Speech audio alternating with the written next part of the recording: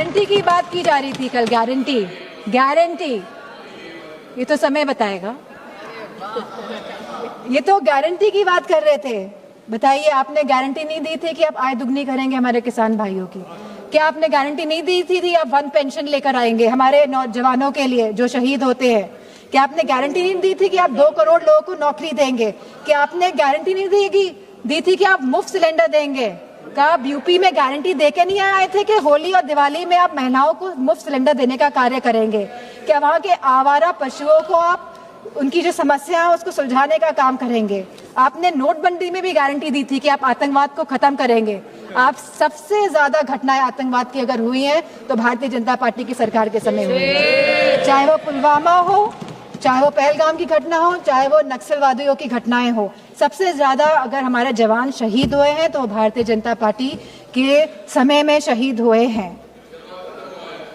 नक्सलवाद खत्म हुआ, लेकिन आप शहीदों को शहीद का दर्जा नहीं देंगे, पेंशन नहीं देंगे आप। बात करते हैं।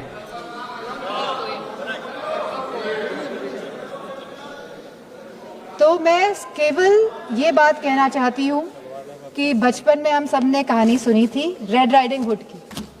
सब बच्चों ने सुनी है, हम आज भी अपने उसको जहन में रखते हैं कि किस तरह एक नन्ही सी बच्ची जो अपनी दादी माँ से मिलने जाती है, बहुत खुशी के साथ वो जाती है, वो जंगल में भटक जाती है, उसे घर पहुँचने में दादी माँ के रात हो जाती है।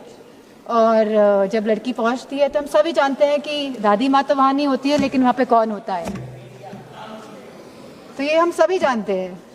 तो ये जो सरकार है, ये डिलिमिटेशन का जो मुखौटा, जो ये आरक्षण का, महिला आरक्षण का जो मुखौटा पहने हुए है कि हम महिलाओं को आरक्षण देने का कार्य करें, लेकिन वाकई में ये डिलिमिटेशन के प्रयोग से अपने आप को सशक्त करने की बात कर रहे हैं। ये चाहते हैं कि सत्ता में बने रहे, ये नहीं चाहते कि जातिगत जनना हो, ये नहीं चाहते कि हमारी दलित, ओबीसी माताओं बहनों को, हमारी अल्पसंख्यक बहनों को आरक्षण मिले, वो आगे बढ़े। इन्हीं शब्दों के साथ मैं अपनी बात को समाप्त करती हूँ।